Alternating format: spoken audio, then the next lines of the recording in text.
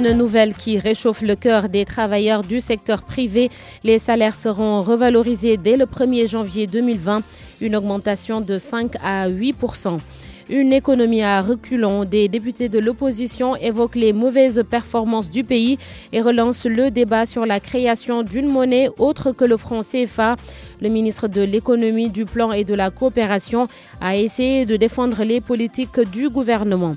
Le SAEMS et le CUSEMS boudent les salles de classe ce mercredi dès 9h et décrètent une grève totale demain dans toute la capitale. Les syndicalistes réclament le paiement intégral des indemnités des examens scolaires 2018-2020. Démolition de maisons à Ngalel Bango à Saint-Louis.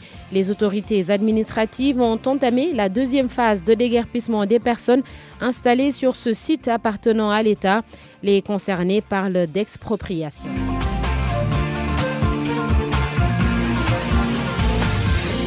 Les salaires catégoriels dans les différentes branches professionnelles du secteur privé sont revalorisés. Une augmentation à deux niveaux, 8% de la première à la troisième catégorie et 5% de la quatrième à la huitième catégorie, à savoir les agents de maîtrise, techniciens et assimilés, cadres, ingénieurs et assimilés. Ces nouveaux barèmes prennent effet à partir du 1er janvier 2020. La décision émane de la session de la commission mixte paritaire chargé de mener les négociations pour la revalorisation des salaires catégoriels dans le secteur privé. Pour les organisations patronales, le CNP et la CNES ont signé cette décision et les centrales syndicales signataires sont la CNTS, la CSA, l'UNSAS et la CNTS-FC.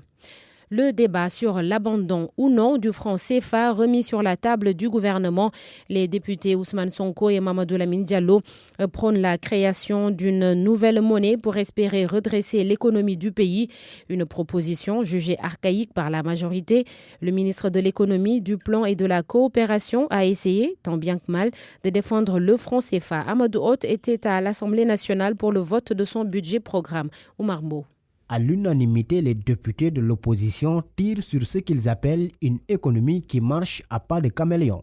Ousmane Sonko, Mamadou Diop Decroix, Mamadou Lamine Diallo, entre autres. Pour le député du mouvement Teki, le Sénégal doit purement et simplement se démarquer de la France. Ça ne marche pas la politique économique de Macky Sall. Le ministre Diallo a été courageux. Il a commencé à parler de la monnaie en parlant des avantages du CFA. Il dit c'est avantageux pour deux raisons. Un, le bas niveau d'inflation. Deux, la France nous permet d'avoir des devises quand on... Très bien. Je lui dis, si l'inflation c'est bien pour les riches, il dit aussi que c'est bien pour les pauvres. Si nous gagnons quelque chose parce que la France nous permet d'avoir des devises comme nous voulons, il faut nous dire ce que la France gagne dans cette opération-là également. Selon Abdoumbaou, le leader du mouvement Teki ne peut pas comprendre la méthode du chef de l'État pour sortir l'économie sénégalaise du lot parce qu'il est simplement de la vieille école. Au moment où il étudiait l'économie, il n'y avait même pas d'ordinateur. Ces théories sont dépassées. Le leader du parti PASTEF persiste et signe. Le facteur qui bloque l'économie sénégalaise reste le franc CFA. Vous ne pourrez jamais avoir des entreprises, des industries compétitives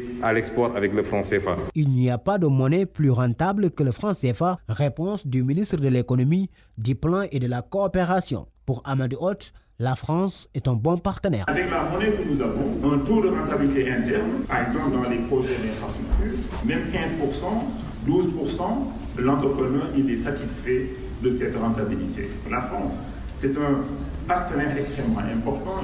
Le SAEMS et le CUSEMS en débrayage aujourd'hui dès 9h. Les deux syndicats d'enseignants seront également en grève totale demain jeudi dans toute la région de Dakar.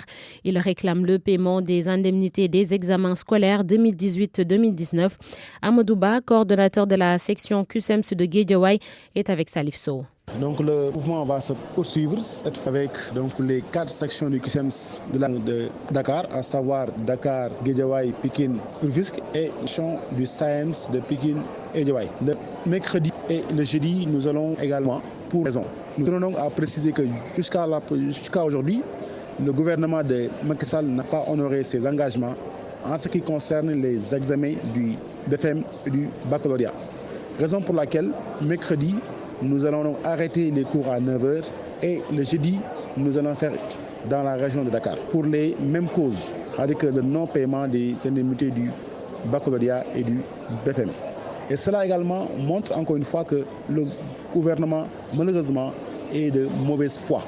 Parce que la date butoir serait le 30 novembre et jusqu'à aujourd'hui, rien n'a été fait. Et malheureusement, nous allons continuer la lutte jusqu'à ce que le gouvernement paye toutes les sommes dues ou bien toutes les dettes dues donc aux enseignants. 8 jours environ après le lancement officiel de la campagne de commercialisation de l'arachide, des dysfonctionnements sont notés à Tambacounda.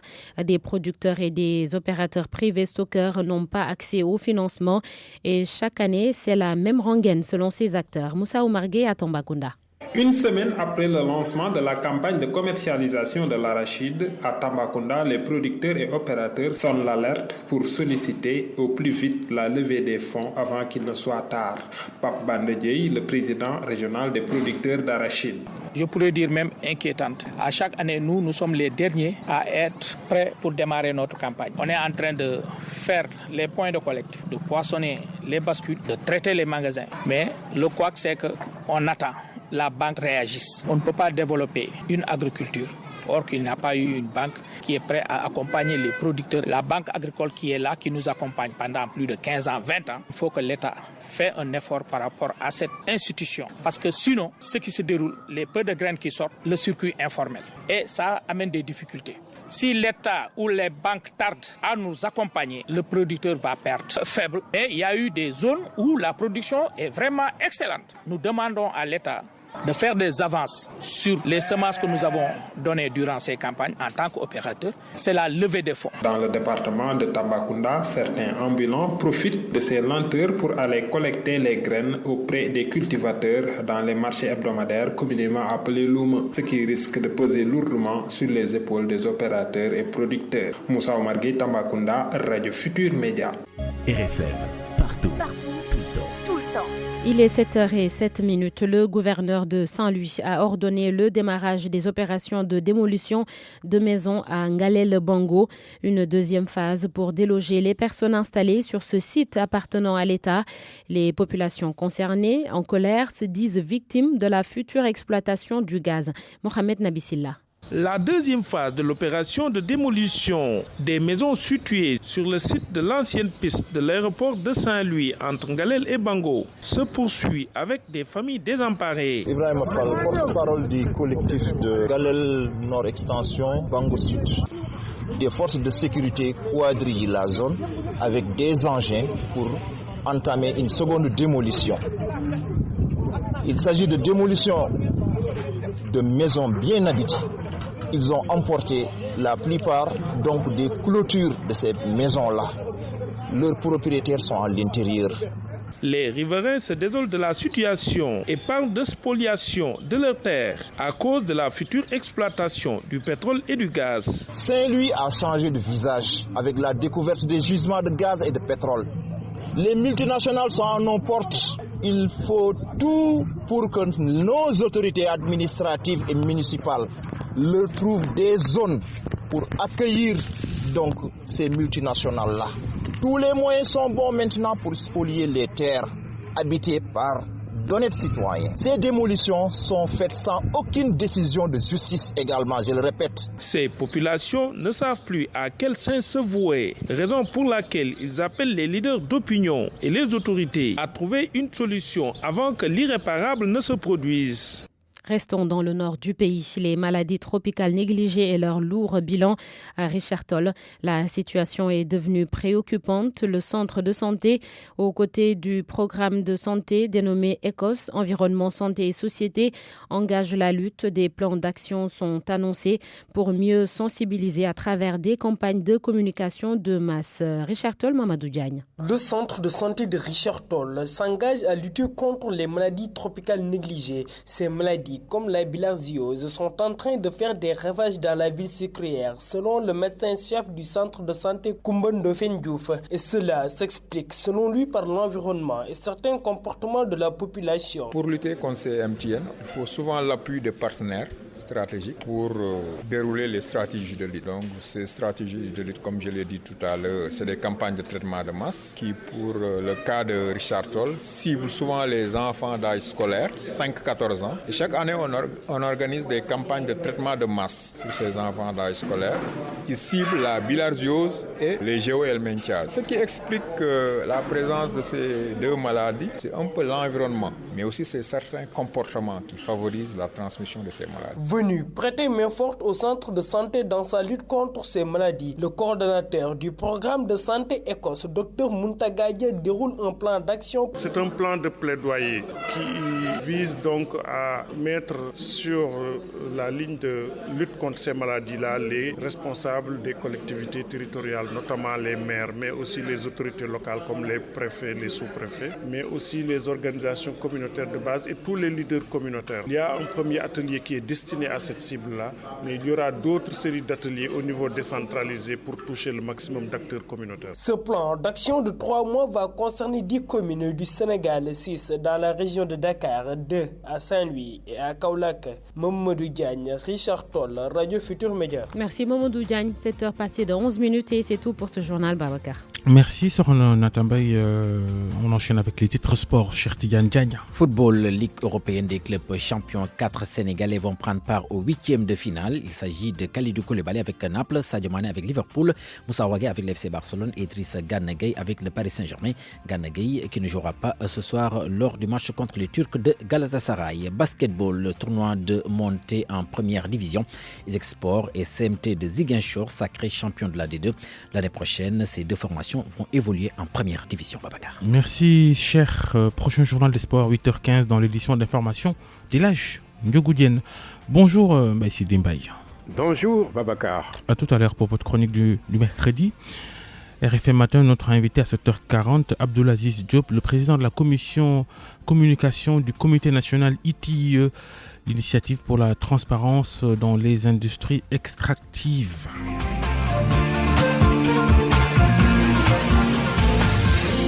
Il est 7h12.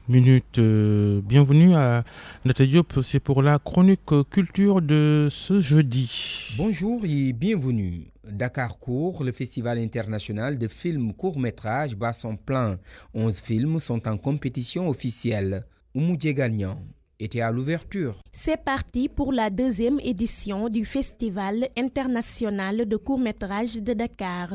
Réalisateurs, critiques cinéma, producteurs, bref, l'ensemble des acteurs du 7e art étaient présents. Molikan, initiateur du festival, évoque la particularité de cette année. Nous avons décidé de décerner 2 prix aux réalisateurs et 2 prix aux interprètes pour valoriser aussi les acteurs. Il y a aussi le Baba Mal qui doit vraiment nous offrir un grand concert pour la cérémonie de clôture. Pendant 7 jours, le court-métrage sera à l'honneur.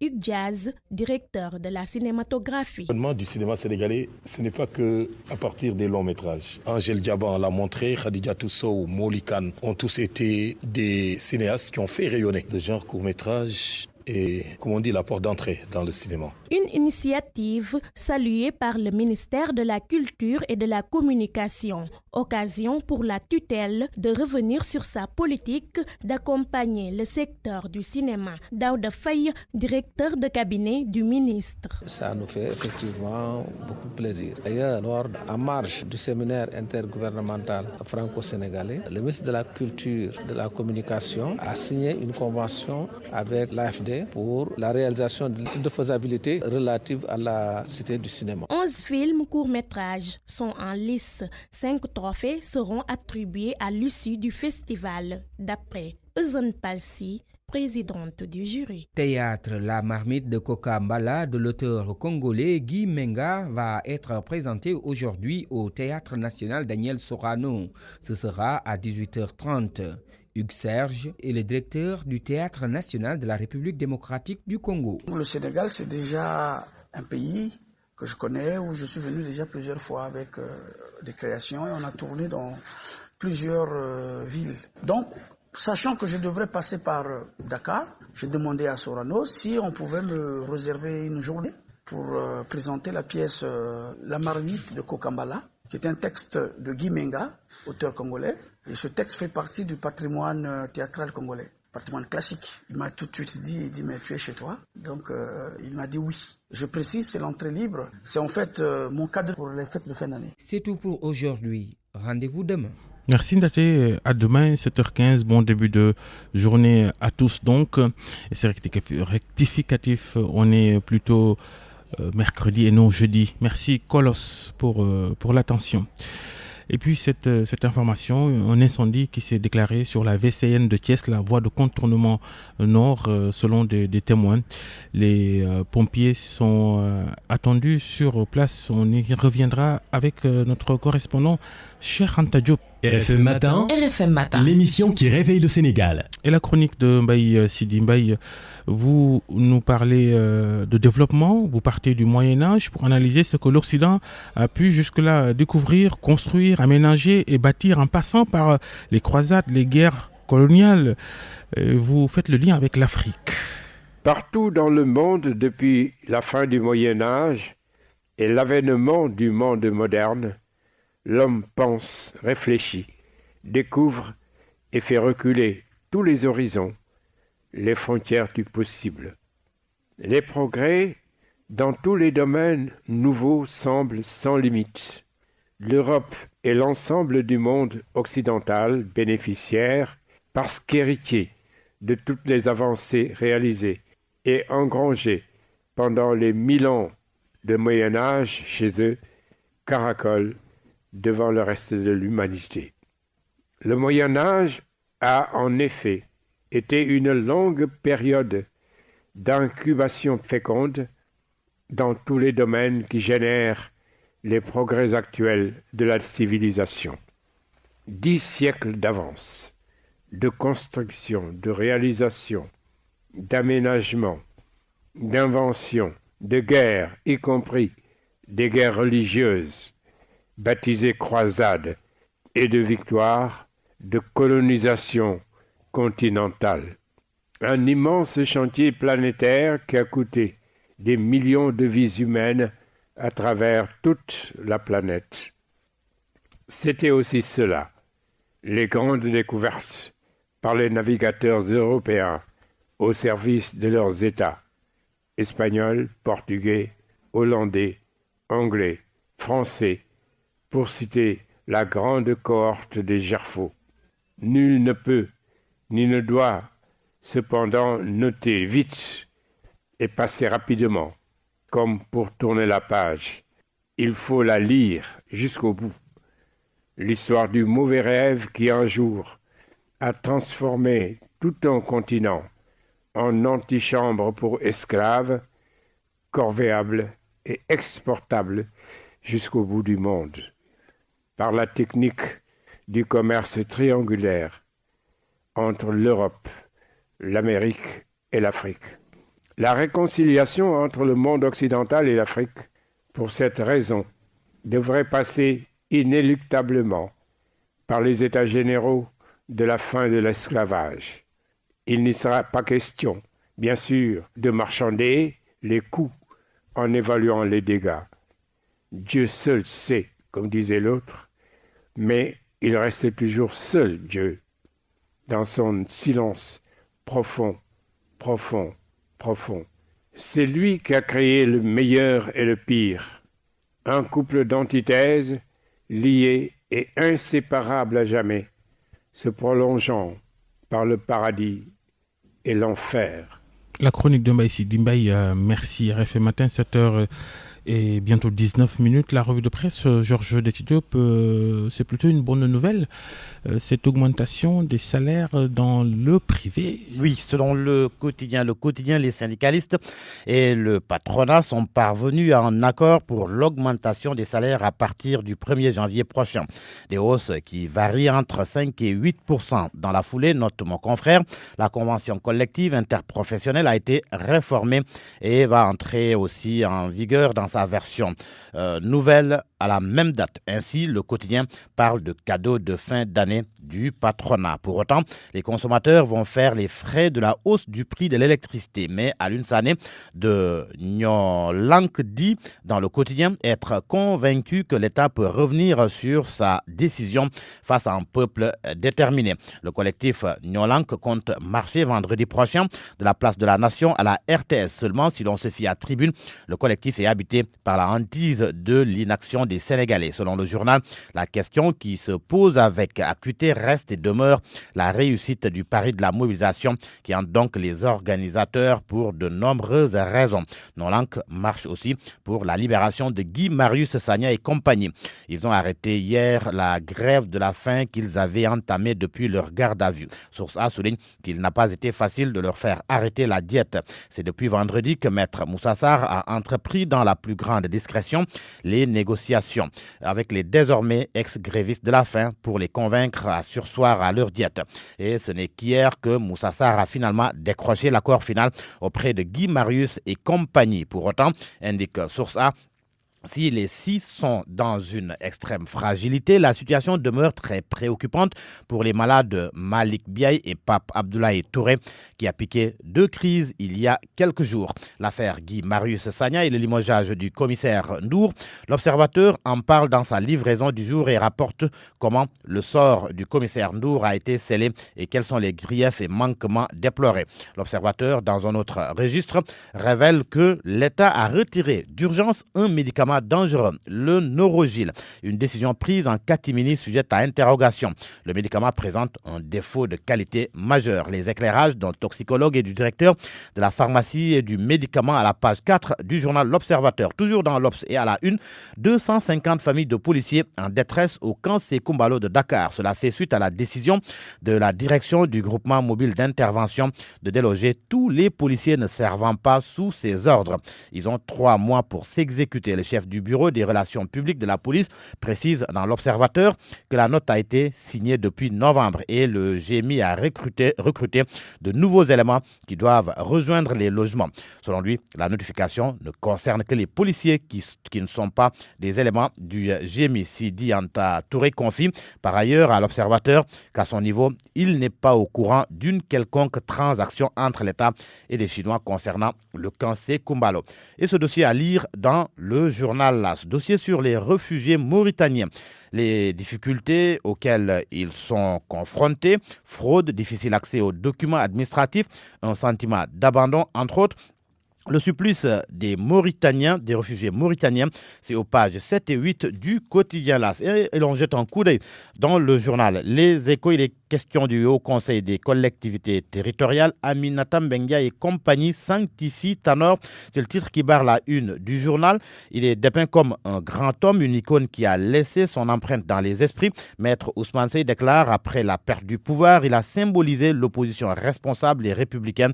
Issa Tiaoulaye, lui, souligne qu'il n'est pas mort, il est parmi nous et est devenu immortel. Nous avons bien cité. Les sports, pour terminer avec la Champions League européenne. Le Liverpool de Sadio Mané a battu Salzbourg hier. Le club italien Naples s'est également qualifié, tout comme Liverpool. Titre du journal Record, Sadio et Koulibaly rejoignent Wagué en 8e. Bruges sans Crépin pour l'exploit. Et la C3, le match est prévu cet après-midi, celui du Paris Saint-Germain également. Gana Gueye ne jouera pas pour Crépin selon le journal Record. Pendant ce temps, le journal Stade met en exergue un trio d'Africains à sa une, Sadio Mané, Naby Keita et Mohamed Salah. Ils ont marqué 2 buts et Sadio a fait une passe décisive, d'où le titre du journal Stade, Liverpool en 8e grâce à ces Africains.